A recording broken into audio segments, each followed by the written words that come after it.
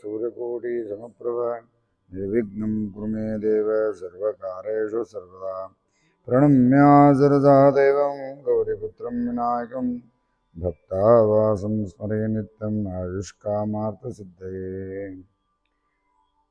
या कुन्देन्दुतुषारहारधवला या शुभ्रवस्त्रान्विता या वीणावरदण्डमण्डितकरा या श्वेतपद्मासना या ब्रह्माच्युतशङ्करप्रभृतिभिः देवैः सदा पूजिता सा मां पातु सरस्वती भगवती निःशेषजाड्यापः गुरुर्ब्रह्मा गुरुर्विष्णु गुरुर्देवो महेश्वरा गुरुसाक्षात् परब्रह्म तस्मै श्रीगुरवे नमः।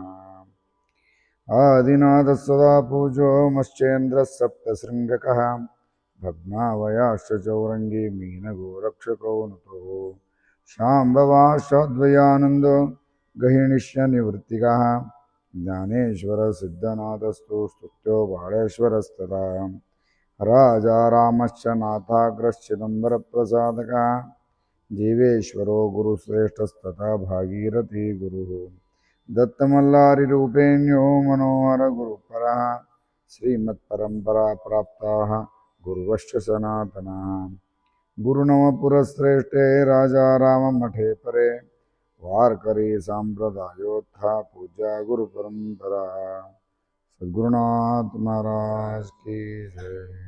अवधूत चिंतन श्री गुरुदेव दत्त दत्त दत्त चिदंबರ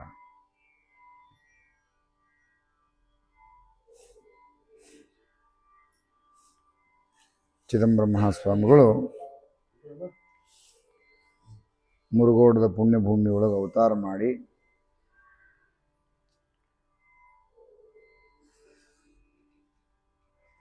ಸಾಕಷ್ಟು ಬಾಲಲೀಲೆಗಳನ್ನು ಮಾಡಿ, ಯಾಕಂದ್ರೆ ಬಾಲಲೀಲೆಯನ್ನು ತೋರಿಸುವ ಸಲುವಾಗಿನ ತಂದೆ ತಾಯಿಗೆ ಮಾತು ಕೊಟ್ಟಂಗೆ ಬಾಲಲೀಲೆಯಿಂದ ಬಹಳ ತೃಪ್ತಿ ಆದರಂತ ತಂದೆ ತಾಯಿ ಲಕ್ಷ್ಮೀ ಮಾತಾ ಹಾಗೂ ಮಾರ್ತಾಂಡ ದೀಕ್ಷಿತರು ಬಹಳ ಆನಂದವನ್ನು ಹೊಂದಿದರು. ಗೆಳೆಯರ ಜೋಡಿ ಆಟ ಆಡಬೇಕು, ಆಟದೊಳಗನ ಸಹಜವಾಗಿ ಮೊನ್ನೆ ಮಾತಾಡಿದಂಗೆ ಅದು ಹೆಂಗಿತ್ತು, ಆಟ ಮುಂದೆ ಕಲ್ಲುಗಳನ್ನಿಟ್ಟು ಸಣ್ಣಗೊಂದು ಗುಡಿ ಕಟ್ಟಿ ಅಲ್ಲಿ ಇನ್ನೊಂದು ಕಲ್ಲಿಟ್ಟು ಅದು ಲಿಂಗ ಅಂತಿಕೊಂಡು ಅದನ್ನು ಲಿಂಗ ಪೂಜೆಯನ್ನು ಮಾಡ್ಕೋತ ಉಳಿದು ಸಣ್ಣ ಸಣ್ಣ ಕಲ್ಲುಗಳನ್ನು ಅದ ನೈವೇದ್ಯ ಮಾಡಿ ಅದನ್ನು ಪೇಡೆ ಅಂತ ಕೊಟ್ಟರು, ಕಲ್ಸಕ್ಕರೆ ಅಂತ ಕೊಟ್ಟರು. ಇದನ್ನೆಲ್ಲ ಆನಂದವಾಗಿ ಅನುಭವಿಸ್ತಿದ್ರು. ಇಲ್ಲಿ ಏನಾಗಿತ್ತು ಅಂದ್ರೆ, ಒಂದು ಕಡೆ ರಾಜಾರಾಮ್ ಮಹಾರಾಜರು ಹೇಳ್ತಾರೆ, ಚಿದಂಬರಪ್ಪನ ಆಟ ಹೆಂಗೆ ನಡೆದಿತ್ತಪ್ಪ ಅಂತ ಕೇಳಿದ್ರೆ, ಜಗತ್ತಿಗೆಲ್ಲ ಅನ್ನ ಕೊಡುವಂತಹ ಪುಣ್ಯಾತ್ಮ ಅವ ನನಗೆ ಹೊಟ್ಟೆ ಸದ ಅಂತ ಕೇಳ್ತಿದ್ದ. ಕ್ಷೀರಸಾಗರವನ್ನು ನಿರ್ಮಾಣ ಮಾಡಿದವನ ಅವ ಭಗವಂತ, ಅವ ನನಗೆ ಹಾಲು ಬೇಕು ಅಂತ ಕೇಳ್ತಿದ್ದ. ತನ್ನ ಆಜ್ಞೆಯಿಂದ ಜಗತ್ತನ್ನು ಬರೇ ತನ್ನ ಕಿರುಬೆರಳಿನೊಳಗೆ ಓಡಾಡಿಸುವಂಥ ಪುಣ್ಯಾತ್ಮ ಚಿದಂಬರ ಭಗವಂತ ಕ್ಷಣಮಾತ್ರದೊಳಗೆ ಗೋವರ್ಧನಗಿರಿಯನ್ನು ಎತ್ತಿರ್ತಕ್ಕಂಥ ಆ ಕೃಷ್ಣ ಪರಮಾತ್ಮ ಅವ ಈ ಚಿದಂಬರ ಆಗಿಲ್ಲ ಅವತಾರ ಮಾಡ್ಯಾನ. ಆ ಗುಂಡ ಗಜಗ ತಗೊಂಡು ಆಟ ಆಡ್ತಿದ್ದ, ವಾಟ್ಪೆ ಆಡೋದು, ಚಿನ್ನಿಪನಿ ಆಡೋದು, ಬಾಲಲೀಲೆ ಏನು ಅವನ ಆಟ ಅಂದ್ರೆ ಕೃಷ್ಣ ಪರಮಾತ್ಮನಷ್ಟು ಉಡಾಳ್ತಳ ಏನು ಮಾಡಲಿಲ್ಲ ಖರೆ, ಆದ್ರೆ ತಂದೆ ತಾಯಿಗೆ ತೃಪ್ತಿ ಆಗುವಂಗೆ ತನ್ನ ಜೀವನವನ್ನು ಮಾಡ್ಲಿಕ್ಕತ್ತಿದ್ದ. ಈ ಯಮ ಕುಂಭಿ ಪಾಕ ಧಾಕಮಾಜಿ ಅಂತೇನು ಹೇಳಿರ್ತಕ್ಕಂಥ ಚಿದಂಬರ ಯಾಕೆ ಎಲ್ಲವೂ ಜಗತ್ತನ್ನು ನಿರ್ಮಾಣ ಮಾಡಿರ್ತಕ್ಕಂಥ ಭಗವಂತಗ ಅವ ನಂಗೆ ಯಾಕೋ ಹೆದರಿಕೆ ಬಂದಂಗೆ ಆಗ್ಲಿಕ್ಕತ್ತದ, ನಿದ್ದೆ ಹತ್ತುವಲ್ತು, ಬಾಯಿಲ್ ಬಚ್ಚು ಕೊಡ್ಬಾ ಇನ್ನೂ ಸ್ವಲ್ಪ ಅಂತಕೊಂಡು ಹೆದರ್ಕೊಂಡು ಅಪ್ಪನ ಹತ್ರಕ್ಕೆ ಹೋಗೋದು, ಅವನ ಹತ್ರಕ್ಕೆ ಹೋಗೋದು. ಜಗತ್ತಿಗೆ ಆಕಾಶನ್ನು ಹೊದಿಕೆಯನ್ನು ಕೊಟ್ಟಿರ್ತಕ್ಕಂಥ ನನ್ನ ಚಿದಂಬರ ಅವ ನಂಗೆ ಥಂಡಾಗ್ಯದ, ಸ್ವಲ್ಪ ಹೊಚ್ಚವ ಅಂತಕೊಂಡು ರಗ್ ಹೊಚ್ಕೊಂಡು ಮಕ್ಕಳೋದು, ನಿದ್ದೆ ಬಂದದ ಬಾ ಅಂತ ಹೇಳೋದು. ಅವ ನಂಗಿಲ್ದೆ ಏನಾಗ್ಯದಂದ್ರೆ, ಆಗಿನ ಕಾಲಕ್ಕೆ ದೀಪ ಹೋಗಿಬಿಟ್ಟಿತ್ತಂದ್ರೆ ಎಣ್ಣೆಯಾಗಿ ದೀಪ ಹೋಗ್ತಿತ್ತು, ಅವ ನನಗೆ ಹೆದರಿಕೆ ಬಂದಂಗೆ ಆಗ್ಲಿಕ್ಕತ್ತದ ಲವ್ ದೀಪ ಹಚ್ಚಬಾ ಅಂತ ಹೇಳೋದಂತ. ಯಾಕಂದ್ರೆ ಆ ಸೂರ್ಯ ಚಂದ್ರಿಗೆ ಬೆಳಕನ್ನು ಕೊಟ್ಟಂಥ ನನ್ನ ಚಿದಂಬರ ಹೆದರಿಕೆ ಆಗ್ತದೆ ಅಂತಿದ್ದಂತೆ. ಇದನ್ನೆಲ್ಲ ವರ್ಣನೆ ಮಾಡ್ತಾರೆ ಭೋಜೋ ದೇಶಪಾಂಡೆ ಅವರು. ಮತ್ತು ಶ್ರೀಮತ್ ಚರಿತ್ರೆ ಒಳಗೆ ಸಖಾರಾಮ್ ಗರ್ದೆ ಅವರು, ಚಿದಂಬರ ಗುರುಚರಿತ್ರ ಸಾರದೊಳಗೆ ಭೋಜೋ ದೇಶಪಾಂಡೆ ಅವರು ಸಾಕಷ್ಟು ವರ್ಣನೆ ಮಾಡ್ತಿರ್ತಾರೆ ಚಿದಂಬರ. ಹಿಂಗೆ ಆಟ ಆಡ್ಕೋತ ಬಂದ. ಮುಂದೆ ದೊಡ್ಡವ ಆಗ್ತಾ 10 ವರ್ಷದ ಹುಡುಗ ಅದ. 5ನೇ ವರ್ಷಕ್ಕೆ ಅವನು ಮುಂಜೂವಿ ಮಾಡಿದರು. ಸುಮಾರು ಬರೀ 6 ತಿಂಗಳದೊಳಗೆ ಚಿದಂಬರ ಮಹಾಸ್ವಾಮಿಗಳು 6 ಶಾಸ್ತ್ರಗಳನ್ನು, ವೇದಗಳನ್ನು, 4 ವೇದಗಳನ್ನು ಬರೀ ಒಮ್ಮೆ ಹೇಳಿದರೆ ಸಾಕು ನೆನಪು ಉಳಿತಿತ್ತು. ಸಾಕ್ಷಾತ್ ಭಗವಂತಿದ್ದಾನೆ. ಯಾಕೆ ವೇದಗಳು ಅವನ ಬಾಯಿಂದ ಬಂದವು. ಇನ್ನು ಅವನಿಗೆ ಹೊಸ ಕಲಿಸುವಂಥದ್ದು ಏನಿರಲಿಲ್ಲ. ಆದರೆ ಏನಾಗಿತ್ತು, ಕಲಿಬೇಕು. ಜಗತ್ತಿಗೆ ಕಲಿಸ್ಬೇಕಾಗಿದೆ, ಜಗತ್ತಿಗೆ ತೋರಿಸ್ಬೇಕಾಗಿದೆ. ಗುರು ಇಲ್ಲದೆ ಏನೂ ಇಲ್ಲ ಅಂತ ಜಗತ್ತಿಗೆ ತೋರಿಸ್ಬೇಕಾಗಿದೆ. ಹೀಗಾಗಿ ಏನು ಮಾಡಿದ ಅಂತಂದ್ರೆ ಮಾರ್ತಾಂಡ ದೀಕ್ಷಿತ್ರನ ಗುರುವಾಗಿ ಸ್ವೀಕಾರ ಮಾಡಿಕೊಂಡು ವೇದಗಳನ್ನು ಕಲಿತ. ನಿನ್ನೆ ಕೇಳಿದ್ರಲ್ಲ ಹೊಸೂರನ್ನ ಮಾರ್ತಾಂಡಪ್ಪನ ಮನೆಯೊಳಗೆ ಗಜಗೋರಿ ವೃತ್ತ ಮಾಡಿದ್ದು. ಮಲ್ಲನಗೌಡ್ರ ಬೆಡಸೂರಿನ ಮಲ್ಲನಗೌಡ್ರ ಹೊಲದೊಳಗೆ ಗಜಗೋರಿ ವೃತ್ತ. ಹಳಿಯಾಳದೊಳಗೆ ರಾಮಚಂದ್ರ ಪಂತನ ಮನೆಯೊಳಗೆ ನಷ್ಟಧನ ಅಂದರೆ ಕಳುವಾಗಿರ್ತಕ್ಕಂಥ ಧನವನ್ನು ತಂದು ಕೊಟ್ಟಿದ್ದ ಕತೆ ಕೇಳಿದ್ರಿ. ಸಾಕಷ್ಟು ಚರಿತ್ರೆಗಳನ್ನು ಮಾಡೋದಲ್ದ ಮುಂದೆ ಈ ಕಡೆ ಕಲ್ಕೋತನ ನಿತ್ಯವಾಗಿ ತಮ್ಮ ತಂದೆಯವರಿಗೆ ವಿಶೇಷ ಪೂಜೆಗೆ ಅನುವು ಮಾಡಿಕೊಡ್ತಿದ್ದ. ಆ ವಿಚಾರಗಳನ್ನು ನಿನ್ನೆ ಕೇಳಿದ್ರಿ ನೀವೆಲ್ಲ.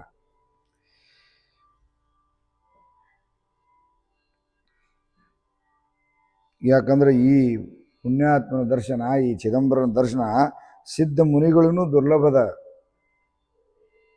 ಅಂತ ಭಗವಂತನ ಇವ ಆಟ ಆಡ್ಕೋತ ಕೂತಂದ್ರೆ ಹೊಟ್ಟೆ ಕಡೆ ಲಕ್ಷ್ಯ ಇರ್ತಿದ್ದಿಲ್ಲ ಅಂತ. ಚಿದಂಬರಪ್ಪಗೆ ಹೊಟ್ಟೆ ಕಡೆ ಲಕ್ಷ್ಯ ಇರಂಗಿಲ್ಲ. ಅವಾಗ ಮಾರ್ತಾಂಡ ದೀಕ್ಷಿತರಿಗೆ ಹೇಳ್ಬೇಕು ಲಕ್ಷ್ಮಿ. ಮಾರ್ತಾಂಡ ದೀಕ್ಷಿತರು ಇರ್ತಿದ್ರು, ಇಲ್ಲಾಂದ್ರೆ ಇವನು ದರ ಎಳ್ಕೊಂಡು ಹೋಗಬೇಕು. ಎಳ್ಕೊಂಡು ಹೋಗಿ ಬಾರು ಊಟ ಮಾಡಬಾರೋ ಮಾರಾಯ ಅಂಥವನ್ನ ತನ್ನ ಕೈ ಯಾಕೆ ಜಗತ್ತನ್ನು ಕಂಟ್ರೋಲ್ ಇಟ್ಕೊಂಡವನ್ನ ಆ ತಂದೆ ತಾಯಿ ಹಿಡ್ದು ಎಳ್ಕೊಂಡು ಹೋಗ್ತಿದ್ರಂತ. ಇದನ್ನ ನೋಡಿ ಎಲ್ಲರೂ ಆನಂದ ಪಡ್ತಿದ್ರು. ಕೈಲಾಸದೊಳಗೆ ದೇವತೆಗಳು ನೋಡಿ ಆನಂದ ಪಡ್ತಿದ್ರು. ಓ ನಮ್ಮ ಭಗವಂತ ಎಷ್ಟು ಚಂದ ಆಟ ಆಡ್ಲಿಕ್ಕತ್ತಾನ ನೋಡ್ರಿ, ನಿಜವಾಗಿ ಮನುಷ್ಯ ರೂಪದಂಗೆ ಧಾರಣ ಮಾಡ್ಕೊಂಡು ಬಂದು ಎಷ್ಟು ಚಂದ ಆಟ ಆಡ್ಲಿಕ್ಕತ್ತಾನ ಅಂತ ತಿಳ್ಕೊಂಡು ಮ್ಯಾಲ ಖುಷಿ ಪಡ್ತಿದ್ರು.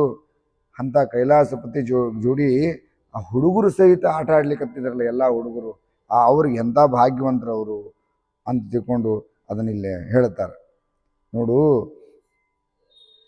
ಅಪ್ಪ ಹೇಳ್ತಾನ, ತಮ್ಮ ಆಟ ಆಡಬೇಕು, ಭಾಳ ಆಟ ಆಡಬಾರ್ದಪ್ಪ, ಬಿಸಿಲು ಭಾಳದ, ಬಾ ಅಂತ ತಿಳ್ಕೊಂಡು ಕೈ ಹಿಡೋದು. ಈಗ ಸಾಕು, ಇನ್ನು ಆಟದ ಸಮಯ ಎಲ್ಲ ಅಭ್ಯಾಸ ಮಾಡಬೇಕು, ಕಲಿಬೇಕೀಗ ಇನ್ನು ಮೇಲೆ ನೋಡು. ಯಾಕಂದ್ರೆ ಜಗತ್ತಿನೊಳಗೆ ವಿದ್ಯಾಕ್ಕೆ ಬೆಲೆ ಅದಪ್ಪ. ಬರೀ ಆಟ ಆಡ್ಕೋತ ಕೂತ್ರಿ ಏನಾಗೋದು ಹೋಗೋದು. ಬಾ ವಿದ್ಯಾ ಕಲಿ, ಬಾ ಅಭ್ಯಾಸ ಮಾಡು, ಬಾ ಕಂಠ ಮಾಡಿ ವಿದ್ಯೆಗಳನ್ನು ತಗೋ, ಕಂಠ ಮಾಡು ಅಂತ ತಿಳ್ಕೊಂಡು ಒತ್ತಾಯ ಮಾಡಿ ಹೇಳ್ಬೇಕು ತಂದೆಯವರು. ಯಾಕಂದ್ರೆ ಅದು ಗುರುಗಳ ಲಕ್ಷಣ ಅದು. ಆಟ ಮುಗೀತು, ಗಂಟೆ ಹೊಡೆದು ಬರ್ತಿದ್ರು. ಗಂಟೆ ಹೊಡೆದ್ರೆ ಆಟದ ಸಮಯ ಮುಗೀತು, ಇನ್ನು ಬೇರೆ ಅಭ್ಯಾಸ ಮಾಡ್ಬಾ ಹಂಗೆ ತಿಳ್ಕೊಂಡು. ಯಾಕೆ ನೋಡಪ್ಪ, ವಿದ್ಯೆಗೆ ಭಾಳ ಮನ್ನಣೆದ ಜಗತ್ತಿನೊಳಗೆ. ಬಾ ಬಿಟ್ಟು ಬಾ, ಜಾಣಮರಿ ಹಂಗೆ ಮಾಡ್ಲಿಕ್ಕೆ ಹೋಗಬೇಡ, ಬಾ ಅಂತ ಕರ್ಕೊಂಡು ಎಲ್ಲ ವಿದ್ಯೆಗಳಿಗೆ 14 ವಿದ್ಯಾಚಾರ ಸಾರಥಿ ಹೊಸಿ ಮಂಗಳಮೂರ್ತಿ ಅಂತ ಹೇಳ್ಯಾರಲ್ಲ, ಹಂಗೆ ಎಲ್ಲ ವಿದ್ಯೆಗಳನ್ನು 14 ವಿದ್ಯೆಗಳನ್ನು ಏನಾಗಿತ್ತಂತ ಕೇಳಿದ್ರೆ, ಚಿದಂಬರ ಮಹಾಸ್ವಾಮಿಗಳು ಆಟ ಆಡ್ತಿದ್ರಿ. ಒಂದಿನ ಆಟ ಆಡ್ಕೋತ ಹೇಳಿದ್ರು, ಗುಂಡಾಗಸಕ್ಕೆ ಆಡ್ಕೋತ ಕೊಡುವಂಥ ವಯಸ್ಸ. ಒಂದಿನ ಕರ್ಕೊಂಬಂದು ಅಲ್ಲೋ ಬರೀ ಆಟ ಆತಲ್ಲೋ, ನನಗೆ ನೀನು ಒಪ್ಸೇ ಇಲ್ಲಿಗೆ. ಎಷ್ಟು ದಿನ ಅಂತ ಅಭ್ಯಾಸ ಒಪ್ಪಿಸ್ಲಾರ್ದ? ಮೊನ್ನೆ ಹೇಳಿಕೊಟ್ಟಿದ್ದಲ್ಲ, ಅದನ್ನು ಯಾಕೆ ಹೇಳಿಕೊಟ್ಟಿಲ್ಲ, ಯಾಕೆ ಬಾಯ್ಪಾಟ್ ಮಾಡಿ ಹೇಳಿಲ್ಲ? ಬಾ ಹೇಳಬಾ ಅಂತ ಹೇಳಿದ್ರೆ, ಅಪ್ಪ ಹಿಂದಾಡಿ ಹೇಳ್ತೇನೆ ಬಿಡಪ್ಪ, ಇಲ್ಲಿ ಸದ್ಯ ಹೇಳಬೇಕು ಬಾ ಅಂತ ತಿಳ್ಕೊಂಡು ಕರ್ಕೊಂಡು ಎಳ್ಕೊಂಡು ಬಂದು ಕೂಡಿಸಿದ್ರೆ, ಏನು ಗುರುಗಳು ಹೇಳಿಕೊಟ್ಟಿದ್ರಲ್ಲ ಅದನ್ನು ಬಡ ಒಪ್ಪಿಸಿದ್ದ. ಯಾವ ಬಾಯ್ಪಾಟ್ ಮಾಡಿ ಯೋ ಮಾರಾಯ, 2-3 ತಾಸು ಆ ವೇದ ಮಂತ್ರಗಳನ್ನು ದಡ್ಡ ದಡ್ಡ ದಡ್ಡ ದಡ್ಡ ಅಂತ ತೋರಿಸಿದ್ದಾನೆ. ಕೇವಲ 10 ವರ್ಷದ ಹುಡುಗ ಎಲ್ಲ ವೇದಗಳನ್ನು ಚಟ್ಪಟ್ ಹೇಳ್ತಿದ್ದ. ಹಂಗೆ ಅದಕ್ಕೆ ಅವಾಗ ತಂದೆಯವರು ಅಂದ್ರಂತ, ಏ ಮಾರಾಯ ಇವೇನು ಇವ್ ಮನುಷ್ಯ ಅಲ್ಪ, ಇವ್ ಭಗವಂತನೇ ಇದ್ದಾನ, ನನ್ನ ಮಗ ಸಾಕ್ಷಾತ್ ಅವತಾರಿ ಪುರುಷ ಇದ್ದಾನಂತ ತಿಳ್ಕೊಂಡು ಖುಷಿ ಪಡ್ತಿದ್ರಂತ.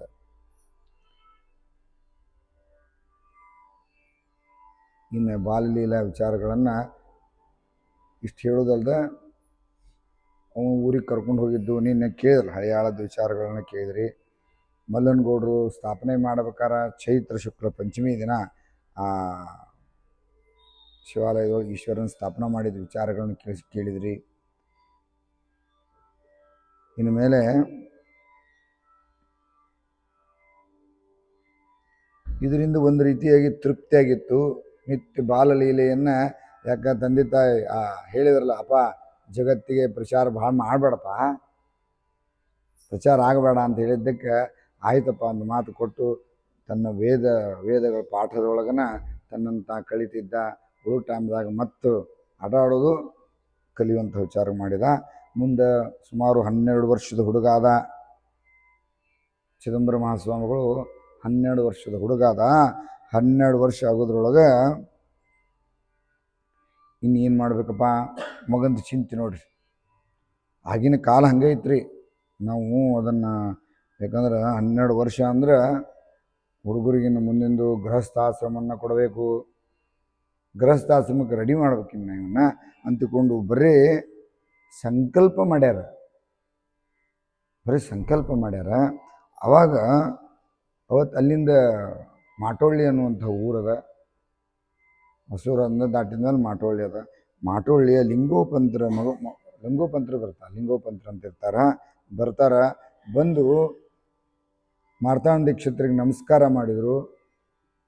ನಮಸ್ಕಾರ ಮಾಡಿ ಹೇಳ್ತಾರೆ, ಗುರುಗಳ ನನ್ನ ಮಗಳು ಕನ್ಯಾ ಇದ್ದಾಳೆ,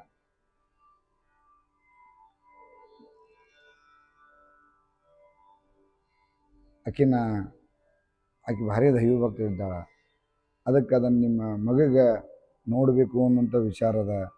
ಆಕೆ ಭಾರಿ ಜಾಣಿದ್ದಾಳ, ಎಲ್ಲವನ್ನು ಮಾಡ್ಕೊಂಡು ಹೋಗ್ತಾಳ ಅಂತ ಅಂದಾಗ ಆಯಿತು ವಿಚಾರ ಮಾಡೋಣ ಅಂದರು. ಆ ಕ್ಷಣ ಹೇಳಿದಾಗ, ಮತ್ತು ದಯವಿಟ್ಟು ನೀವು ನನ್ನ ಮಗಳನ್ನು ಸ್ವೀಕಾರ ಮಾಡಬೇಕು, ನಿಮ್ಮ ಮಗನಿಗೆ ನಾವು ಕೊಡಬೇಕಂತ ಇಚ್ಛಾಗ್ಯದ, ಅದಕ್ಕೆ ನೀವು ಹ್ಞೂ ಅಂದರು. ದೈವಿ ಬಲ ಹೌದಪ್ಪ ಖರೆ ಅದ, ಆಗಲಿ ತಗೊಂಡು ಮಾಡೇ ಬಿಡೋಣ ಅಂದರು. ಬೆಳಿಗ್ಗೆ ಸಂಕಲ್ಪ ಮಾಡ್ಯಾರ ಭಗವಂತನ ಮುಂದೆ, ಆಗಲಿ ಯಾರು ಬೇಡ ಅಂತಾರೆ. ಸಂಕಲ್ಪ ಆಗೇ ಹೋತು.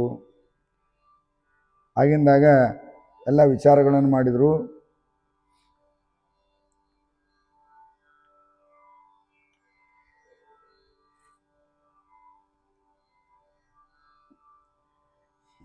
ಇಲ್ಲೇ ನಿನ್ನೆ ಒಂದು ಅಂದರೆ ಇವರು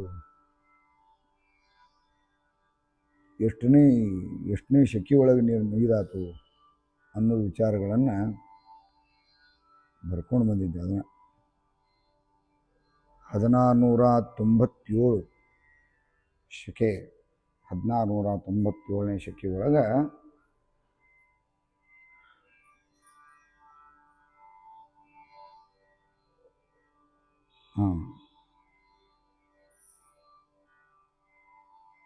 ಯಾರು ಇವರು ನೋಡಿರಿ ವಿಚಿತ್ರ ಹೆಂಗದ ಅಂದ್ರೆ, ಮುರುಗೋಡಕ್ಕೆ ಬಂದ ಮೇಲೆ 1697 ಮಾಟೋಳ್ಳಿಯ ಲಿಂಗೋಪಂತ್ರ ಮಗಳನ್ನು ನಿಶ್ಚಯ ಮಾಡಿದರು. ರಿದ್ದಿ ಬುದ್ಧಿ ಸಹಿತವಾಗಿ ವಧುವರನ್ನು ರಕ್ಷಣೆ ಮಾಡಲಿ ಅಂತ ತಿಳ್ಕೊಂಡು ಆಗಿಂದಾಗ ಎಲ್ಲ ತಯಾರಿ ಮಾಡಿದರು. ಅವರು ಬಂದರು, ಎಲ್ಲ ಬಂದು ಹೋಗೋ ಕಾರ್ಯಕ್ರಮ ನಡೀತು. ಇನ್ನು ಆಕೆ ಹೆಸರು ಏನಿತ್ತಪ್ಪ ಅಂತ ಕೇಳಿದ್ರೆ, ಆಕೆಗೆ ಸಗುಣಾಬಾಯಿ ಅಂತಿದ್ರು. ಸುಗುಣಾಬಾಯಿ ಮುಂದೆ ಆಕೆಗೆ ಸರಸ್ವತಿ ಅನ್ನುವಂಥ ಹೆಸರನ್ನು, ಸರಸ್ವತಿಬಾಯಿ ಅನ್ನುವಂಥ ಹೆಸರನ್ನು ಇಡ್ತಾರೆ. ಸರಸ್ವತಿಯನ್ನ ಹೆಸರಲ್ಲಿ, ಯಾಕಂದ್ರೆ ಆಗಿನ ಕಾಲದ ಮದುವೆ ಹಂಗಿತ್ತು ರೀ. ಈಗೆಲ್ಲ ಭಾಳ ದೊಡ್ಡ ಪ್ರಮಾಣದ ನಡೀತದೆ. ಸಂಕಲ್ಪ ಆತು ಅಂತ ಆದ್ರೆ ಸಾಕು, ಏನು ಬೇರೆ ಏನು ವಿಚಾರಕ್ಕೆ ಪರಿವಾರದಿಂದ ಬಂದು ಲಗ್ನಕ್ಕೆ ಬರ್ತಾರೆ, ಸುಮುಹೂರ್ತದ ಒಂದು ಒಳ್ಳೆ ಮುಹೂರ್ತದೊಳಗೆ ಲಗ್ನವೂ ಆಗ್ತದೆ. ಆ ಲಗ್ನದ ವರ್ಣನ ಸಖಾರಾಮ್ ಗರ್ದಿಯವ್ರು ಭಾಳ ಚಂದ ಬರೀತಾರೆ.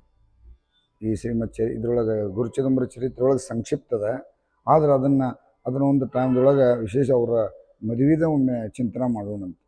ಈಗ ಸಂಕ್ಷಿಪ್ತವಾಗಿ ಬರೀ ಚಿದಂಬರ ಚರಿತ್ರೆಯನ್ನು ಹೇಳಿಕತ್ತಿದ್ದರಿಂದ ಹಂಗೆ ಮುಂದಿನ ಅವರ ಲೀಲೆಗಳಿಗೆ ಹೋಗೋಣಂತೆ.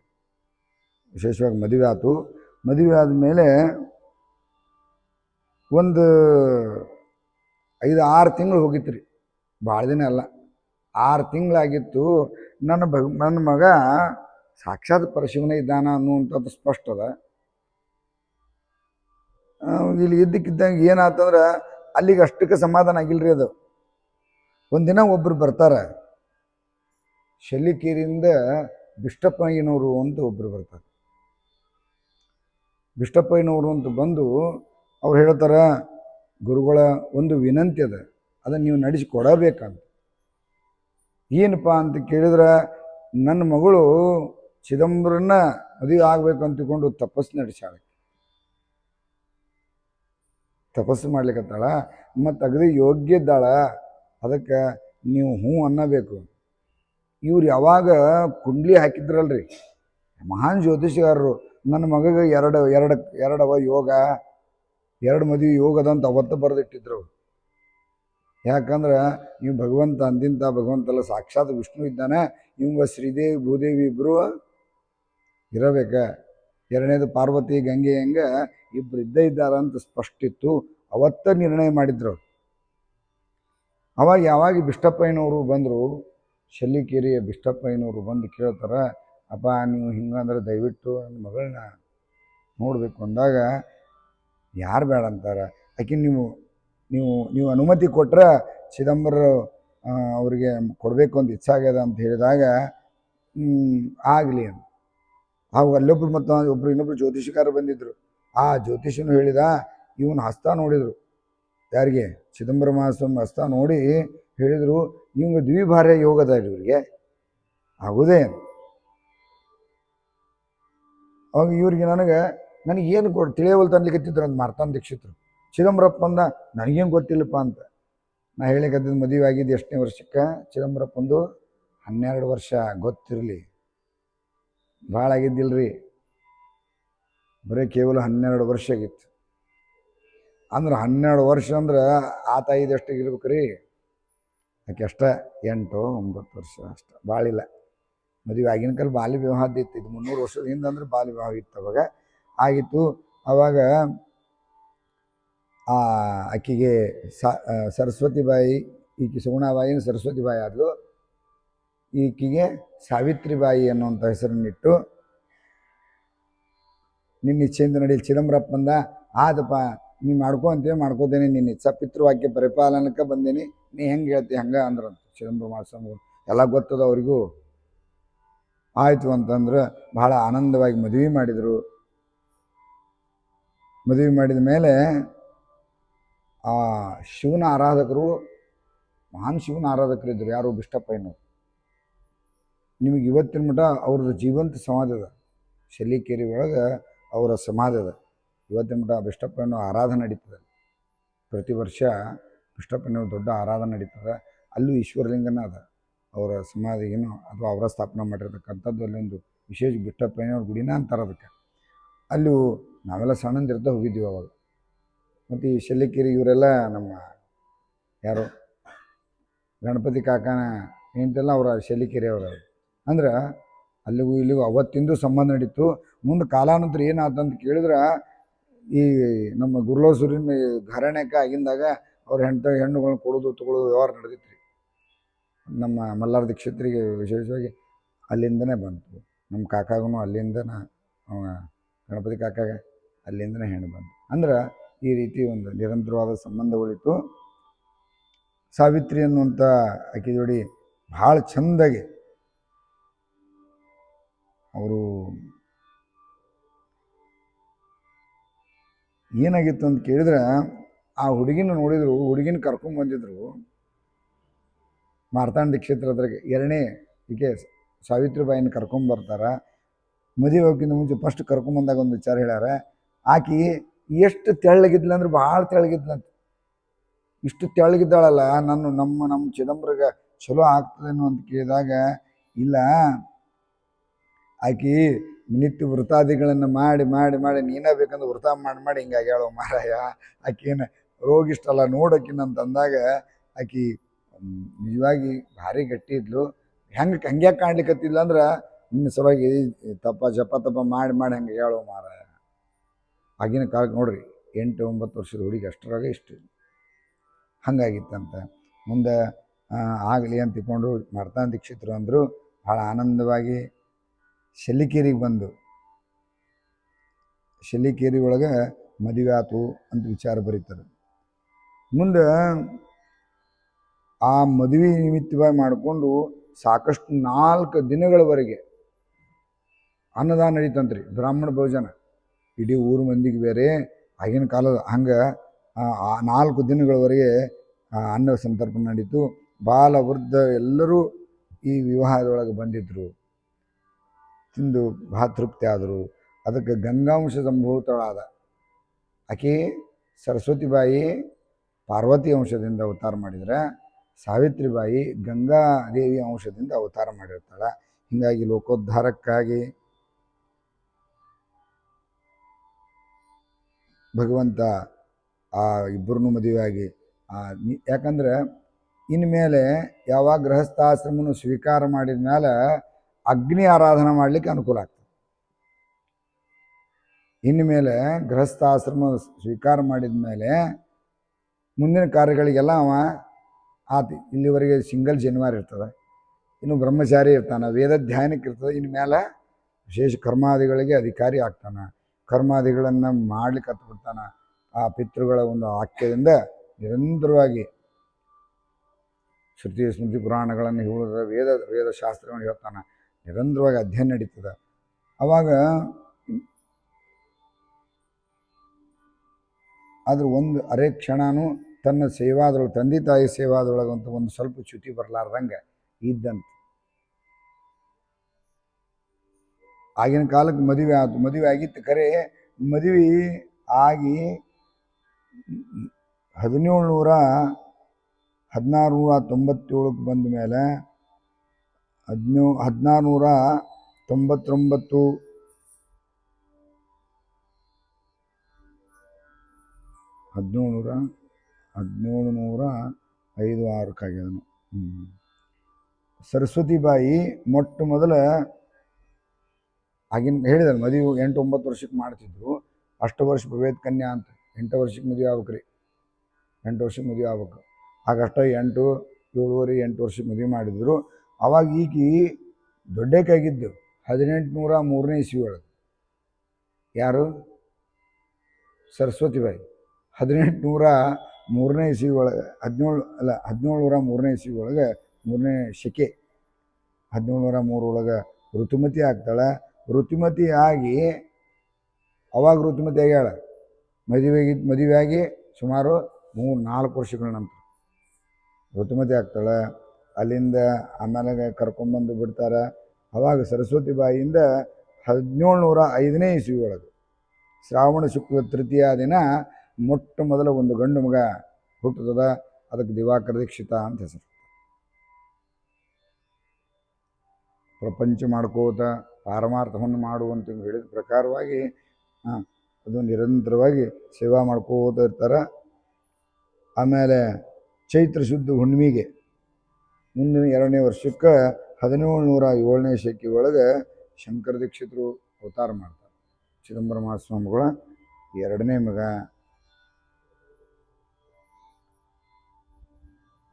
ನಾಮಕರಣ ಚೈತ್ರ ವದ್ಯ ದ್ವಾದಶಿ ದಿನ ಹೆಸರಿಡ್ತಾರೆ. ಇದೆಲ್ಲ ಆತು, ಅಖಂಡ ಸೇವಾ ನಡೀತು.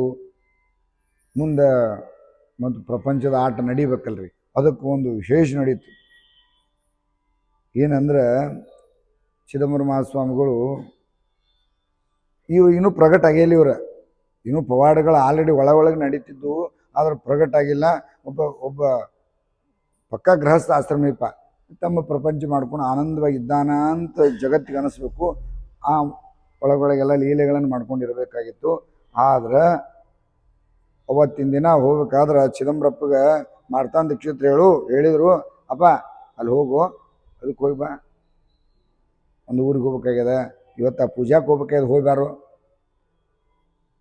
ಹೋಗಬೇಕಾ ಅಪ್ಪ, ಇವತ್ತು ಬೇರೆ ಯಾರನ್ನ ಕಳ್ಸೊಂಬಿಪ್ಪ, ಯಾಕೋ ಬೇಸರ ಆಗ್ಲಿಕ್ಕತ್ತ. ಯಾಕೋ ಇಲ್ಲಿ ಹೋಗು, ಹಂಗೆ ಮಾಡಬಾರ್ದು ಹೇಳಿದ, ಹೋಗಪ್ಪ. 1710 ಶಾಲಿವಾಹನ ಶಕೆ 1710 ಏನಾಗ್ಬಿಟ್ಟಿತ್ತು ಅಂತ ಕೇಳಿದ್ರೆ, ಅವತ್ತು ಹೋಗ್ಲಿಕ್ಕೆ ಮನಸ್ಸಿಲ್ಲ, ಆದರೂ ಕಳಿಸ್ಲಿಕ್ಕತ್ತಾರ. ಮಾರ್ತಾಂಡ ದೀಕ್ಷಿತರ ಆಜ್ಞಾಪಕರು ಹೊಂಟಾರ. ಚಿದಂಬರಪ್ಪಗೆ ಒಂದು ಕಡೆ ಹೋಗ್ಲಾರ್ದಂಗದ. ಯಾಕಂದ್ರೆ ಇವತ್ತಿನ ದಿನ ಒಂದು ಅನಾಹುತ ಆಗೋದದ ಮನೆಯೊಳಗೆ. ಅವು ಹೊಳ್ಳ ಅವ ಇವತ್ತು ನಾವು ಹೊರಗೆ ಹೋಗ್ಬೇಕಂತವ, ಅದಕ್ಕೆ ನೀನು ದಯವಿಟ್ಟು ಇವತ್ತು ಯಾರು ಏನು ಕೊಟ್ಟರು ತೊಗೋಬೇಡ, ಯಾರು ಏನೋ ಕೊಟ್ಟರು ತೊಗೋಬೇಕು. ಒಳಗೆ ಹೆಂಗೆ ನೋಡ್ರಿ ಸಂಕಟ ಆಗ್ಲಿಕ್ಕದ. ಅವ ಇವತ್ತು ಏನೋ ತೊಗೊಳಿಕ್ಕೆ ಹೋಗಬೇಡ, ಇವತ್ತು ಏನು ಆಯ್ತು ತೊಗೋತೇನೆ ಬಿಡೋ ಮರ, ಏನು ಇಸ್ಕೊಳ್ಳೋದು, ಯಾರು ಏನು ಕೊಟ್ಟರು ಇಸ್ಕೊಳ್ಳಿಕ್ಕೆ ಹೋಗಬೇಡ ಅಷ್ಟು ಹೇಳಿ ಸ್ವಾಮಿ ಅಪ್ಪನ ಅಪ್ಪಣೆ ಪ್ರಕಾರ ಪಿತೃವಾಕ್ಯ ಪರಿಪಾಲನೆ ಸಲುವಾಗಿ ಒಂದು ಎಲ್ಲೋ ಕಾರ್ಯಕ್ರಮಕ್ಕೆ ಹೋಗ್ತಾರೆ. ಹೋಗಿ ಬರೋದ್ರೊಳಗೆ ಅಲ್ಲೇ ಮೃಗೋಡದೊಳಗೆ ಅಲ್ಲೊಂದು ಕುಲಕರ್ಣಿ ಮಂಥನ. ಆ ತಾಯಿ ಯಾಕೆ ಎಲ್ಲಿ ಹೋದರೂ ಸುಖವಾಗಿದ್ದರೆ ಜಗತ್ತು ಬಿಡಂಗಿಲ್ಲ ರೀ, ಏನಾದರೂ ಒಂದು ಕಣ್ಣು ಇಡ್ತದೆ. ಆಕಿ ಹಾಗಲಕಾಯಿ ತಂದು ಕೊಟ್ಟು, ನಮ್ಮ ಹೊಲದೊಳಗೆ ಹಾಗಲಕಾಯಿ ಆಗಿದ್ವು, ಹಾಗಲಕಾಯಿ ತೊಗೊಳ್ರಿ ಅವಾರ ಅಂತೇಳಿ ಲಕ್ಷ್ಮೀಬಾಯಿಗೆ ಒಂದು ಹಾಗಲಕಾಯಿ, ಒಂದಿಷ್ಟು ಹಾಗಲಕಾಯಿನ ತಂದು ಕೊಡ್ತಾರೆ. ಹಾಗಲಕಾಯಿ ಒಳಗೆ ವಿಷ ತುಂಬಿರ್ತದೆ. ಆ ವಿಷ ತುಂಬಿ ಅದನ್ನು ಕೊಡ್ತಾಳ. ಅದು ವಿಷ ಎಷ್ಟು ವಿಚಿತ್ರ ಇತ್ತು ಅಂದ್ರೆ, ಕೇವಲ ಸ್ಪರ್ಶ ಮಾತ್ರದಿಂದ, ಸ್ಪರ್ಶ ಅದನ್ನು ಹಂಗಾರೆ ಹೆಚ್ಚಬೇಕು. ಇವತ್ತೇನು ಕಾಯಿಪಲ್ಯ ಇಲ್ಲ, ಇದನ್ನು ಮಾಡಿದ್ರೆ ಆತಂತ ತಿಳ್ಕೊಂಡು ಆ ಹೆಚ್ಚೋದಕ್ಕೂ ಕರ್ಮಧರ್ಮ ಸಂಯೋಗ, ಆ ವಿಷದ ಹೆಚ್ಚಾಳ. ಅಟ್ ಜೋಡಿ ಏನೋ ಮಾತಾಡ್ಕೋತ ಕೈಗೂ ಹೆಚ್ಕೊಂಡ್ಬಿಟ್ಟ. ಕೈಗೆ ಹಚ್ಚದ ಆ ವಿಷನೂ ಆ ರಕ್ತ ಜೋಡಿ ಒಳಗೆ ವಿಷ ಹೋತು. ಇದಕ್ಕಿದ್ದಂಗೆ ಮೂರ್ಛೆ ಬಂದು ಬಿದ್ದು. ಮಹಾಸ್ವಾಮಿ ಹೆಂಗೆ ಮುಗಿಸಿದ್ರು ಏನೋ, ಚಟ್ಟ ಕಾರ್ಯಕ್ರಮ ಪಟ ಪಟ ಪಟ ಮುಗಿಸಿ ಓಡಿ ಬರ್ತಾರೆ. ಓಡಿ ಬರೋದ್ರೊಳಗೆ ಅವಾಗ ವಿಷಪ್ರಾಶನ ಆಗಿಬಿಟ್ಟದ. ಮೈ ತುಂಬ ವಿಷ ಎಲ್ಲ ಏರಿಬಿಟ್ಟದು. ಗೊತ್ತಾಗಿತ್ತು ಅವ್ರು, ವಿಷಪ್ರಾಶನ ಆಗಿಬಿಡ್ತು ಅವ ಅಂತ ಅನ್ಲಿಕ್ಕತ್ತಾರ. ನಾ ಬಂದಿದ್ದ ನಿನ್ನ ಸಲುವಾಗಿ ಬಂದೇನೆ. ನೋಡ್ರಿ, ಅವರು ಅವತಾರ ಆಗಿದ್ದು ಎಷ್ಟು ದಿನ ಆಗ್ಯದ? 1680 1610 30 ವರ್ಷ ಹೌದಲ್ರಿ? 90 ಅಲ್ಲ 80 90 90ರಿಂದ 1700 30 ವರ್ಷಗಳ ಕಾಲ ಅಖಂಡ ತಂದೆ ತಾಯಿ ಸೇವಾ. ಅವಾಗ ಅವ್ರಿಗೆ ವಯಸ್ಸು ಎಷ್ಟಾಗಿತ್ತು? 30 ವರ್ಷ ವಯಸ್ಸಾಗಿತ್ತು. ಯಾರಿಗೆ? ಚಿದಂಬರ ಮಹಾಸ್ವಾಮಿಗಳು. ಅಷ್ಟರೊಳಗೆ ತೃಪ್ತಿಯಾಗಿತ್ತು. ಖರೆ ಅವರ ಆ ನಿತ್ಯ ಕರ್ಮಾದಿಗಳನ್ನು ನೋಡಿ, ಯಜ್ಞ ಯಾಗಗಳನ್ನು ನೋಡಿ ಭಾಳ ಆನಂದ ಆಗಿತ್ತು. ನನ್ನ ಮಗ ಎಷ್ಟು ಧರ್ಮದಿಂದ ನಡೀತಾನೆ, ಎಷ್ಟು ಚೆಂದ ಮಾಡ್ತಾನಲ್ಲ. ಅವ್ರನ್ನ ನೋಡಲಿಕ್ಕೆ ಅವಾಗ ದೇವಾನ್ ದೇವತೆಗಳು ಅವಾಗ ಬಂದು ಹೋಗ್ತಿದ್ರು. ಬ್ರಾಹ್ಮಣ ವೇಷದೊಳಗೆ ದರ್ಶನ ಕೊಡ್ತಿದ್ರು. ಅದು ಅವಾಗ ಸಾಕಷ್ಟು ಲೀಲೆಗಳನ್ನು ತೋರಿಸ್ತಿದ್ರು. ಆದರೆ ಅದೆಲ್ಲ ಗುಪ್ತವಾಗಿ ಅದನ್ನು ಬೇಕಂತ ಬರೆದಿಲ್ಲೋ ಏನೋ ಗೊತ್ತಿಲ್ಲ. ನಾಳೆ ಮುಂದೆ ಸಿಕ್ಕರೆ ಬೇಕಾದ್ರೆ ಮತ್ತೆ ಮುಂದೆ ಹೇಳ್ತೇನಂತ. ಆದ್ರೆ ಏನಾಗ್ಬಿಡ್ತು ಅಂತ ಕೇಳಿದ್ರೆ, ಅವ್ರ ಸಂಕಟ ಚಿದಂಬರಪ್ಪ ಭಾಳ ದುಃಖ ಆಗ್ಲಿಕ್ಕತ್ತು.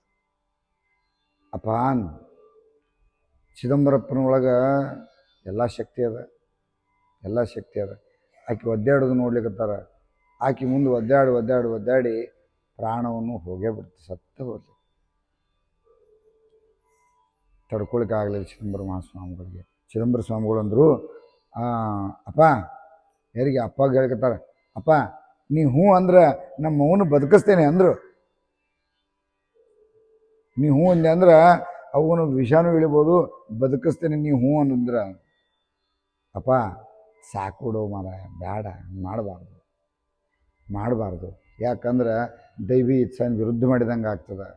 ಅಷ್ಟ ಅಲ್ಲದೆ ನಾಳೆ ಜಗತ್ತು ನಿನ್ನ ಹತ್ರಕ್ಕೆ ಬರ್ತದ. ನಮ್ಮವನು ಬದುಕಿಸು ಅಂತ ಹೇಳ್ತಾರೆ. ಅವಾಗ ಏನು ಮಾಡ್ತಿ? ನಿಮ್ಮವನು ಬದುಕಿಸಿದಿ. ನಾಳೆ ಯಾರು ಕಾಲಚಕ್ರ ಎಂದಡೆ ಯಾರಿಗೂ ಗೊತ್ತಿಲ್ಲದಂಗೆ ಹಂಗಾಗಿ ಆಗಿ ಹೋಗ್ಬಿಡ್ತದೆ. ಎಲ್ಲ ತಂತಂತ ನಮ್ಮವನು ಬದುಕಿಸು ನಮ್ಮವನು ಬದುಕಿಸು ನಮ್ಮ ಅಪ್ಪನ ಬದುಕಿಸು ಅಂತ ಬಂದರೆ ಬದುಕಿಸ್ಬೇಕಾಗ್ತದೆ. ನೋಡು ಅದಕ್ಕೆ ಸಿದ್ಧದೇನು ಹಂಗೆ ಮಾಡ್ಲಿಕ್ಕೆ ಬರಂಗಿಲ್ಲಪ್ಪ. ಆ ಭಗವಂತನ ಯಾಕೆ ಬಂದಂಥ ಕೆಲಸಕ್ಕೆ ಪೂರ್ತಿಯಾಗಿದೆ. ಮುತ್ತೈದೆ ಸಾವಿತ್ರಾಗ್ಯಾಳ, ಆಕಿನ ಕಳಿಸುವಂಥ ಕಾರ್ಯಕ್ರಮ ಮಾಡು, ಚಿಂತೆ ಮಾಡ್ಲಿಕ್ಕೆ ಹೋಗಬೇಡ. ಅಪ್ಪ ಖರೇನೆ ಕಳಿಸ್ಬಿಡೋನು, ಬ್ಯಾಡಂಗಾರ ಅಂತಾನೆ. ಬ್ಯಾಡಪ್ಪ ಆಯ್ತು ಅಂತ ತಿಳ್ಕೊಂಡು ಪಿತೃವಾಕ್ಯ ಪರಿಪಾಲನ ಆಯ್ತಪ್ಪ ನಿನ್ನ ಇಚ್ಛಾ ಇದ್ದಂಗೆ ಆಗಲಿ ಅಂತ ತಿಳ್ಕೊಂಡು ಮುಂದೆ ಎಲ್ಲ ಕರ್ಮಗಳನ್ನು ಮಾಡಿದರು ಅಂತ ತಿಳ್ಕೊಂಡು ಇವು ಮುಂದೆ. ಯಾಕಂದ್ರೆ ಈ ತಾಯಿ ಮಾತು ಹಿಂಗಿರ್ತಲ್ಲ, ಭಾಳ ಆಕೆ ಅಂತಃಕರಣ ಒಂದು ದೊಡ್ಡ ಅಂತಃಕರಣ ಇರ್ತದೆ. ತಾಯಿ ಅಂತಃಕರಣ ಭಾಳ ಇರ್ತದೆ. ಅಲ್ಲಿಗೆ ಆಕೆಗೆ ತೃಪ್ತಿ ಆಗಿರೋದಿಲ್ಲ.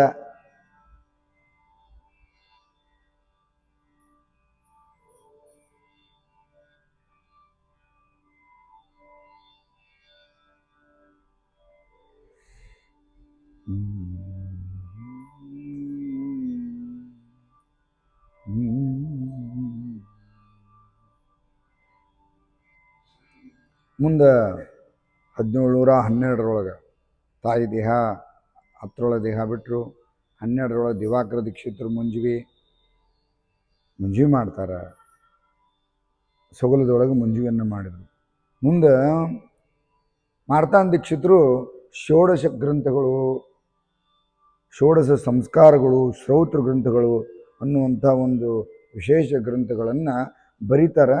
ಆದ್ರೆ ಬರೀಕ್ಕಿಂತ ಪೂರ್ವದೊಳಗೆ ಇನ್ನೊಂದು ಏನು ಇದು ಮಾಡ್ತಾರಂದ್ರೆ, ಅವ್ರಿಗೆ ಜಗ ಮನೆಯೊಳಗೆ ತುಂಬಿದ ಒಂದು ಕುಟುಂಬ.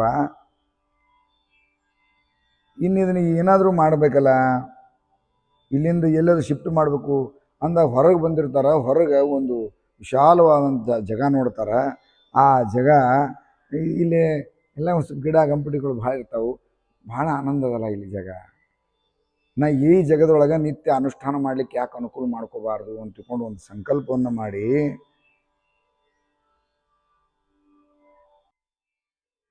1685 ಅಂದ್ರೆ 85ರೊಳಗೆ ಯಾವಾಗ ಈ ಚಿದಂಬರ ಮಹಾಸ್ವಾಮಿಗಳು ಅವತಾರ ಆಗಿ ಅವರು ಮುಂಜಿ ಆಗಿ ಆದಮೇಲೆ ಒಂದು ವಿಚಾರ ನಿರ್ಣಯ ಮಾಡಿರ್ತಾರೆ.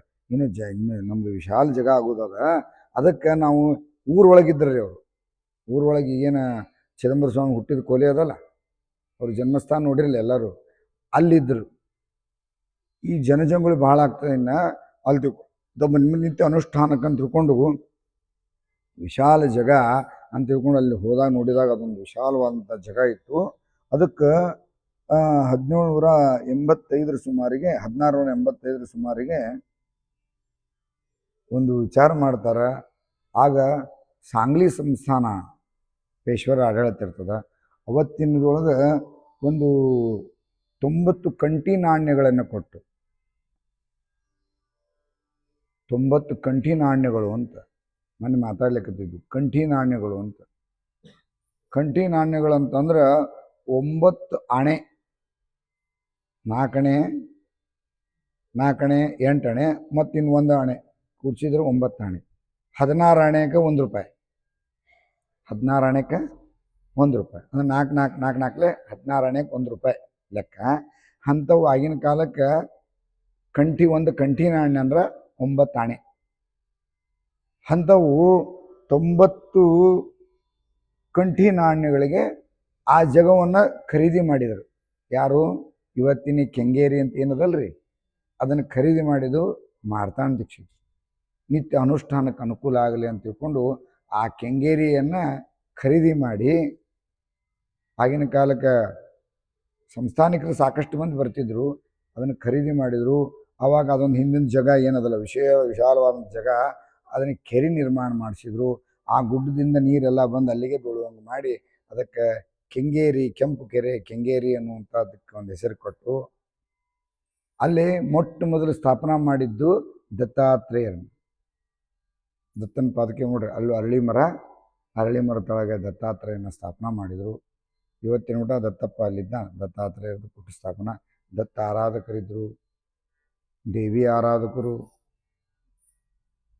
ಗಣಪತಿ ಆರಾಧಕರು, ವಿಶೇಷ ಆರಾಧನೆ ಮಾಡಿಕೊಂಡು ಆನಂದವಾಗಿದ್ರು. ಮುಂದೆ ಕಾಲಾನಂತರ ರಾಮನ ಒಂದು ಸ್ಥಾಪನಾ ಮಾಡಿದರು. ಮಾರ್ತಾಂಡ ಭೈರವನ ಸ್ಥಾಪನಾ ಆಗ್ತದೆ, ಅದು ಮುಂದೆ ಬರ್ತಾರೆ. ಹಂಗೆ ಅವತ್ತಿಂದ ಏನು ವಿಚಾರ ಬಂತು, ಕೆಂಗೇರಿ ನಿರ್ಮಾಣ ಆಗಿತ್ತು. ಆ ಕೆಂಗೇರಿ ಒಳಗೆ ಕುತ್ಕೊಂಡು ಮಾರ್ತಾಂಡ ದೀಕ್ಷಿತರು ನಿತ್ಯ ಇವನ್ನೆಲ್ಲವನ್ನ ಬರಲಿಕ್ಕೆ ಪ್ರಾರಂಭ ಮಾಡಿದರು. ಮುಂದೆ ಲಕ್ಷ್ಮೀ ಮಾತೆಯ ಆ ಶರೀರವನ್ನು ಸಂಸ್ಕಾರ ಮಾಡಿದ್ದು ಇವತ್ತಿನ ಆ ಏನು ಚಿದಂಬರ ಮಹಾಸ್ವಾಮಿಗಳ ಮೂಲ ಲಿಂಗದ ಅದರ ಬಾಜುಕನ ಆ ಕಟ್ಟಿ ನೋಡಿರಲ್ಲ, ಆ ಕಟ್ಟಿ ಹತ್ರಕ್ಕೆ ಆಕಿದು ಅಗ್ನಿ ಸಂಸ್ಕಾರ ಕೊಡ್ತಾರೆ. ಸ್ವತಃ ಚಿದಂಬರ ಮಹಾಸ್ವಾಮಿ ಅಗ್ನಿ ಸಂಸ್ಕಾರವನ್ನು ಕೊಟ್ಟರು. ಸಂಸ್ಕಾರ ಕೊಟ್ಟು ಆ ಎಲ್ಲ ಮುಂದೆಲ್ಲ ಸಂಸ್ಕಾರ ಅದಕ್ಕೆ ಮುಗಿದ್ರೊಳಗೆ ಆ ಜಗದೊಳಗೂ ಔದುಂಬರ ಗಿಡ ಒಂದು ಹುಟ್ಟಿತು, ದೊಡ್ಡ ಔದುಂಬರ ಗಿಡ ಹುಟ್ಟು. ಆ ಔದುಂಬರ ಗಿಡ ವಿಶಾಲವಾಗಿ ಬೆಳೀತದೆ. ಆವಾಗ ಇದು ನಮ್ಮವನು ಪ್ರತೀಕ ಅನ್ನುವಂಥ ಭಾವದಿಂದ ನಿರಂತರವಾಗಿ ಅಲ್ಲೇ ಸ್ವಾಮಿ ಅನುಷ್ಠಾನಾದಿಗಳನ್ನ ಮಾಡ್ಕೋತ ಅಲ್ಲೇ ಇರ್ತದೆ. ಅವಾಗ ರಾಜಕಾರ್ಯಗಳು ಭಾಳ ಇರ್ತಾವ್ರಿ. ಚಿದಂಬರ ಮಹಾಸ್ವಾಮಿ ಹತ್ರಕ್ಕೆ ಈ ಇನ್ನೂ ಪವಾಡಗಳಿಲ್ಲ. ಪವಾಡಗಳಕ್ಕಿಂತ ಕೆಲವೊಂದು ಅಭಿಪ್ರಾಯಗಳನ್ನ ಕೇಳಲಿಕ್ಕೆ, ಕೆಲವೊಂದು ವಿಷಯಗಳನ್ನು ಡಿಸ್ಕಸ್ ಮಾಡಲಿಕ್ಕೆ ಯಾಕೆ ಮಹಾನ್ ಪಂಡಿತರವರು ಅವರು ಮಾರ್ತಾಂಡ ದೀಕ್ಷಿತರ ಅದಕ್ಕೆ ಬಂದಂಗೆ ಆಯ್ತು. ಚಿದಂಬರ ಸ್ವಾಮಿ ದರ್ಶನ ತೊಗೊಂಡು ಸಾಕಷ್ಟು ಮಂದಿ ಬಂದು ಹೋಗ್ತಿದ್ರು. ಆ ವಿಚಾರವಾಗಿ ಸುಮಾರು 400 ಪತ್ರಗಳು ಪುಣೆದೊಳಗೆ ಅಂತ ಇವತ್ತಿನವರೆಗೆ ಧುಳೆ ಅನ್ನುವಂಥ ಗ್ರಾಮದೊಳಗೆ ಅವರು ಪತ್ರ ವ್ಯವಹಾರ ಏನು ಮಾಡ್ತಿದ್ರಲ್ಲ ಅವಾಗ ಅದೆಲ್ಲ ಅಲ್ಲೇ ಅಂತ. ಮುಂದೆ ಕಾಲ ಹಂಗೆ ಮುಂದೆ ಹೋತ್ರಿ. ಇನ್ನು ಸ್ವಲ್ಪ ದಿನ ಆಗಿತ್ತು, ಯಾರು ಲಕ್ಷ್ಮೀ ಮಾತಾ ಆಗಿ ಲಕ್ಷ್ಮೀ ಮಾತಾ ದೇಹವನ್ನು ಬಿಟ್ಟು ಸ್ವಲ್ಪ ದಿನ ಆಗಿತ್ತು ರೀ. 1710 ಲಕ್ಷ್ಮೀ ಮಾತಾ, 1715 ಮಾರ್ತಾಂಡ ದೀಕ್ಷಿತರು ಇನ್ನೂ ದೇಹ ಬಿಟ್ಟಿಲ್ಲ. ಅವ್ರ ಗುಡಿಗಿಂತ 3 ದಿನ ಇನ್ನೂ ಸ್ವಲ್ಪ ಟೈಮ್ ಅದ. ಒಂದು ವಿಚಿತ್ರ ಘಟನೆ ನಡೀತು. ಏನ್ ನಡೀತಪ್ಪ ಅಂತ ಕೇಳಿದ್ರೆ, ಏನು ಆ ಔದುಂಬ್ರ ಗಿಡ ಬೆಳೆದಿತ್ತಲ್ರಿ, ತಾಯಿ ಆ ಸಂಸ್ಕಾರ ಮಾಡಿಸುವಾಗ ಔದುಂಬ್ರ ಗಿಡ ಬೆಳೆದಿತ್ತಲ್ಲ, ಆ ಔದುಂಬ್ರ ಗಿಡದಿಂದ ಒಂದು ಧಾರಾಕಾರವಾಗಿ ನೀರು ಬೀಳಿಕತ್ಬಿಟ್ಟು, ಒಂದು ಟಂಗಿಯಿಂದ ನೀರು ದಬಾ ದಬಾ ದಬಾ ಬೀಳಿಕತ್ಬಿಟ್ಟು, ಆ ನೀರು ಹರಿದು ಕೆಂಗೇರಿ ತುಂಬಿ ಅದು ಓವರ್ಫ್ಲೋ ಆಗ್ಲಿಕ್ಕತ್ತ, ಕೋಡಿ ಹರಿದೋಗಿತ್ತು ಕೆರೆ ನೀರು. ಎಷ್ಟು ನೀರು ಬೀಳಿಕತ್ತ ಅಂದ್ರೆ ಇಡೀ ಸುತ್ತಮುತ್ತಲ ಬಂದು ಔದುಂಬರ ಗಿಡದಿಂದ ನೀರು ಬೀಳಿಕತ್ತದ ಅಂತ ತಿಳ್ಕೊಂಡು ಜನ ಜಾತ್ರೆ. ಚಿದಂಬರ ಮಹಾಸ್ವಾಮಿಗಳು ಎಲ್ಲೋ ಪುಣಾಕ ಎಲ್ಲೋ ಹೋಗಿರ್ತಾರ. 2 ದಿನ ಆಗಿರ್ತದ. 2 ದಿನದಿಂದ ನಿರಂತರವಾಗಿ ನೀರು ಹರಿಲಿಕ್ಕತ್ತದ. ಅವಾಗ ಮುಂದೆ ಮಹಾಸ್ವಾಮಿಗಳು ಬಂದ್ರು. ಸುದ್ದಿ ಮಹಾಸ್ವಾಮಿ ಮುಟ್ಟಿದ ಮೇಲೆ ಮಹಾಸ್ವಾಮಿಗಳು ಹೋದ್ರು. ಎಲ್ಲಿ ಆ ಗಿಡದ ಹತ್ರಕ್ಕೆ ಹೋದ್ರು. ಅವ ಅಂತಾರ, ಮಹಾಸ್ವಾಮಿ ಹೆಂಗಿರ್ಬೇಕು ವಿಚಾರ ಮಾಡಿ. ಅವ ಅಂದ್ರು, ನಾ ಅನಾಥ ಹಾಕ್ಲಿಕ್ಕತ್ತೇನೆ ಅಂತ ತಿಳ್ಕೊಂಡು ಹಿಂಗೆ ಅನಿಸ್ಲಿಕ್ಕತ್ತ. ಅಂದ್ರೆ ಇಷ್ಟು ದಿನ ನಾನು ಹೋದ್ಮೇಲೆ ಇನ್ನು ನಮ್ಮ ಅವರಪ್ಪರ ಇದ್ದ, ಇನ್ನು ಅವರು ಸಮಾಧಿ ತಗೊಳಿಕತ್ತಾರ, ನನ್ನ ಮಗ ಏಕಾಂಗಿ ಆಗ್ತಾನ ಅಂತ ತಿಳ್ಕೊಂಡು ಕಣ್ಣು ನೀರು ಸುರಿಸ್ಲಿಕ್ಕತ್ತೇನು? ಚಿಂತೆ ಮಾಡ್ಬೇಡವ, ನೀವ್ ಹೆಂಗ್ ಹೇಳಿದ್ರೆ ಹಂಗ ನಡ್ಕೊಂಡು ಹೋಗ್ತೀನಿ. ನಾನು ನಿಮ್ಮಲ್ಲಿ ಏನು ತರೋ ಚಿಂತೆ ಮಾಡ್ಲಿಕ್ಕೆ ಹೋಗ್ಬೇಡ, ಅವ ಹಳ್ಳಿಕ್ ಹೋಗ್ಬೇಡವ ಅಂತ ತಿಳ್ಕೊಂಡು ಯಾವಾಗ ಸ್ವಾಮಿ ಸ್ಪರ್ಶ ಆತೋ ನೀರು ನಿಂತು. ಇವತ್ತಿನ ಮಠ ಆ ಔದುಂಬ್ರ ಗಿಡ ನೀವು ನೋಡ್ಬೇಕಲ್ಲಿ. ಯಾಕೆ ನಮಗೆ ಎಷ್ಟೋ ರಹಸ್ಯಗಳು ಗೊತ್ತಿಲ್ಲ ನಮಗೆ. ನಾ ಹೇಳಿಕತ್ತಿದ್ದು ಮನುಷ್ಯರ ಹೇಳಿದ್ ಬೇರೆ, ಗಿಡನ ಅಳ್ತಿತ್ತಂದ್ರ ನನ್ ಚಿದಂಬರಿನ ಅನಾಥ ಆಗ್ತಾನಲ್ಲ, ಎಂತ ಅದ್ಭುತ ವಿಚಾರ. ಅದನ್ನ ರಾಜಾರಾಮ್ ಮಹಾರಾಜರು ಬರ್ದಿಟ್ಟ. ಆ ಔದುಂಬ್ರ ವಿಚಾರಗಳನ್ನ ಎಷ್ಟು ಅಳ್ತಿದ್ಲು ಅಂದ್ರೆ ಅಷ್ಟು ಅಳ್ಳಿಕತ್ತಿದ್ಲಂತ. ಅವಾಗ ಇನ್ನು ಮುಂದೆ 3 ದಿನಕ್ಕೆ 1715 ಜ್ಯೇಷ್ಠ ವದ್ಯ ನವಮಿ, ಜ್ಯೇಷ್ಠ ಮಾಸದ ನವಮಿ ದಿನ ಮಾರ್ತಾಂಡ ದೀಕ್ಷಿತರು ಎಲ್ಲರಿಗೂ ಹೇಳಿ, ಅವಾಗ ಅಪ್ಪ ಇನ್ನು ನಾನು ಹೋಗಿ ಬರ್ತೇನೋ, ಚಂದ ನೋಡ್ಕೋ. ಆಮೇಲೆ ಅವರು ಸಾಕಷ್ಟು ಉಪದೇಶವನ್ನು ಮಾಡಿದ್ರು, ಕಲಿಸಿದ್ರು. ಇನ್ನು ಮಾರ್ತಾಂಡ ದೀಕ್ಷಿತರು ಮುಂದೆ ನವಮಿ ದಿನ ದೇಹವನ್ನು ಬಿಡ್ತಾರ. ಎಲ್ಲ ಸಂಸ್ಕಾರಾದಿಗಳನ್ನ ಮಾಡಿ ಅಷ್ಟರಲ್ಲಿ ಇನ್ನೊಂದು ಮಾಡಿದ್ರಿ ಮಾರ್ತಾಂಡ ದೀಕ್ಷಿತರು. ಏನಂದ್ರ ಆ ಕೆಂಗೇರಿ ಹಿಂದ್ಗಡೆನ ಅಲ್ಲೊಂದು ನೀವು ನೋಡಿರೋ ಇಲ್ಲ ಗೊತ್ತಿಲ್ಲ, ಅಲ್ಲೊಂದು ಗಯಾ ತೀರ್ಥ ಅಂತ ಒಂದು ಅದ ಅಲ್ಲಿ. ಯಾಕಂದ್ರ ಆಗಿನ ಕಾಲಕ್ಕೆ ಅಲ್ಲಿ ಮಠ ಕಾಶಿ ಮಠ ಹೋಗಿ ಬರೋರು ಯಾರ? ಚಿದಂಬರ ಮಹಾಸ್ವಾಮಿಗಳು ಒಂದು ವಿಚಾರ ಮಾಡ್ತಾರೆ, ಸುಳ್ಳು ಅಲ್ಲಿ ಯಾಕೆ ಗಂಗವನಲ್ಲಿ ಕಳಿಸ್ಬಿಟ್ರೆ ಹೆಂಗೆ? ಅಲ್ಲಿ ಹಿಂದ್ಗಡೆನ ಒಂದು ಗಯಾ ತೀರ್ಥ ಅಂತ ಒಂದು ಪುಷ್ಕರಣಿ ತಯಾರು ದೊಡ್ಡ ಬಾವಿ ನಿರ್ಮಾಣ ಮಾಡಿದ್ರು, ಕಲ್ ಕಟ್ಟಿದ್ರು, ಎಲ್ಲ ಅದು. ಗಂಗೆನ ಆಹ್ವಾನ ಮಾಡಿದ್ರು, ಏವ ನಮ್ ದೂರ ಬರ್ಲಿಕ್ಕಂಗಿಲ್ಲ ಬಾ ಇಲ್ಲೇ ಅಂದ್ರು. ಇಲ್ಲೇ ನೀರ್ ತಗೋದ ನೀರ್ ಮ್ಯಾಲ ಬಂತು. ಇಲ್ಲೂ ಪಿಂಡ ಪ್ರದಾನಗಳು ಅಲ್ಲೇ ಮಾಡಿದ್ರು. ವಿಚಿತ್ರ ಏನಂದ್ರೆ ಇವತ್ತಿನ ಮಠ ನೀವು ನೋಡ್ಬೋದು, ಅಲ್ಲಿ ಪಿಂಡಗಳು ತೇಲ್ತಾವ. ಪಿಂಡಗಳು ಇವತ್ತಿನವರೆಗೂ ಅದು ಗಯಾ ತೀರ್ಥ ಅಂತಕೊಂಡು ಅದಕ್ಕೆ ಹೆಸರದ. ಸ್ವತಃ ಚಿದಂಬರ ಮಹಾಸ್ವಾಮಿಗಳು ಅದಕ್ಕೆ ಯಾರು ಇಲ್ಲಿ ಬಂದು ಶ್ರಾದ್ದಾದಿಗಳನ್ನು ಮಾಡ್ತಾರೋ, ಖರೆ ಅವತ್ತಿನ ಕಾವು ಎಲ್ಲಾ ಶ್ರಾದ್ದಾದಿಗಳು ನಡೆದಿದ್ದು ಅದೇ ಜಗದೊಳಗೆ. ಖರೆ ಪಿಂಡ ಪ್ರದಾನ ಅದುಗಳ ಸಹಿತ ಅಲ್ಲೇ ಆಗ್ಬೇಕು ಅನ್ನುವಂಥದ್ದು. ಅಂದ್ರೆ ಸಾಕ್ಷಾತ್ ಪರಶಿವ ಇದ್ದ ನೀವು ಇನ್ನೊಂದು ಕಡೆ ಯಾಕೆ ಹೋಗ್ಬೇಕು? ಅದು ಎಲ್ಲವೂ ಅಲ್ಲೇ ಅನ್ನುವಂಥ ಇದು ಇಟ್ಕೊಂಡು ಸ್ವತಃ ಯಮಧರ್ಮಾದಿಗಳು ಸಹಿತ ಅಲ್ಲೇ ಬರ್ತಾರ. ಅಷ್ಟ ದಿಕ್ಪಾಲಕರು ಬಂದ್ರು, ವಸುರುದ್ರ ಅಗತ್ಯಗಳು ಸಹಿತ ಅಲ್ಲೇ ಬಂದು ಆ ಅವಿಸನ್ನ ಸ್ವೀಕಾರ ಮಾಡ್ಕೊಂಡು ಹೋಗ್ತಾರ ಅನ್ನುವಂಥ ಒಂದು ಬರೆದಿಟ್ಟಂಗ ಒಂದದ. ಗಯಾ ತೀರ್ಥದೊಳಗ ಸಂಸ್ಕಾರಾದಿಗಳನ್ನ ಮಾಡಿ ಮುಂದೆ ಚಿದಂಬರ ಮಹಾಸ್ವಾಮಿಗಳು ಅದನ್ನ ನಿರ್ಮಾಣ ಮಾಡಿದ್ರು ಅನ್ನೋದನ್ನು ಸಹಿತ ಈ ಚರಿತ್ರೆ ಒಳಗೆ ಹೇಳ್ತಾರ. ಅಲ್ಲಿ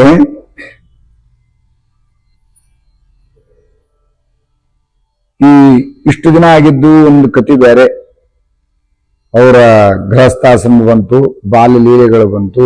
ಯಾಕೆ ಇದೆಲ್ಲ ಕರ್ಮಗಳನ್ನ ಮಾಡ್ತಾರ. ಇನ್ ಮೇಲೆ ಮಹಾಸ್ವಾಮಿಗಳು ಇಷ್ಟು ದಿನ ಗುಪ್ತ ರೂಪದೊಳಗಿದ್ರು, ಇನ್ ಮೇಲೆ ಹೊರಗಟ ಆದ್ರು. ಇನ್ ಮೇಲೆ ಅವರು ಮುರುಗೋಡವನ್ನ ಬಿಟ್ಟು ಕೆಂಗೇರಿಗೆ ಬರ್ತಾರ. ಕೆಂಗೇರಿ ಒಳಗೆ ನಿರಂತರವಾದ ಮುರುಗೋಡದಾಗ ಇರ್ತಾರ, ಆದ್ರೆ ಕೆಂಗೇರಿನ ಅವರ ಕಾರ್ಯಸ್ಥಾನ ಆಗ್ತದೆ. ಅಲ್ಲಿಂದ ಇನ್ನು ರಾಜ ಮಹಾರಾಜರು ಸಾಕಷ್ಟು ಭಕ್ತಾದಿಗಳು ಜಗತ್ತಿನ ಎಲ್ಲಾ ಮೂಲೆಯಿಂದ ಬಂದು ಸುಮಾರು 3,000 ಚರಿತ್ರೆಗಳು ರಾಜಾರಾಮ ಮಹಾರಾಜರು ಬರೆದಿಟ್ಟಾರ. ಅವನ್ನ ಇನ್ನು ಮುಂದೆ ನಾಳೆಯಿಂದ ಇಲ್ಲಿವರೆಗೆ ಇಷ್ಟು ದಿನ ಬಾಲ್ಯಲೀಲೆಯನ್ನು ತೋರಿಸುವ ಸಲುವಾಗಿ ಏನ್ ಚಿದಂಬರ ಮಹಾಸ್ವಾಮಿ ಅವತಾರ ಆಗಿತ್ತು, ಅವರಿಗೆ ತೃಪ್ತಿ ಆಗುವಂಗ ಅವರಿಗೆ ಲೀಲೆಗಳನ್ನು ತೋರಿಸಿದ್ರು. ಈಗ ಇಬ್ಬರೂ ಮುಕ್ತರಾದ ಮೇಲೆ ಏನ್ ಚಿದಂಬರ ಮಹಾಸ್ವಾಮಿಗಳು ಏನೇನು ವಾದಗಳನ್ನು ಮಾಡಿದ್ರು, ಮುಂದಿನ ಜೀವನ ಅವ್ರದ್ದು ಹೆಂಗಿತ್ತು ಅನ್ನೋದನ್ನ ನಾಳಿಂದ ಮತ್ತೆ ನೋಡೋಣಂತ. ಔದಂಬರ ನಿವಾಸಿ ಭಕ್ತಾಭಿಮಾನಿ ರಾಜಾಧರಾಜ ಚಿದಂಬರೇಶ್ವರ ಮಹಾರಾಜ್ ಕಿ ಜಯ.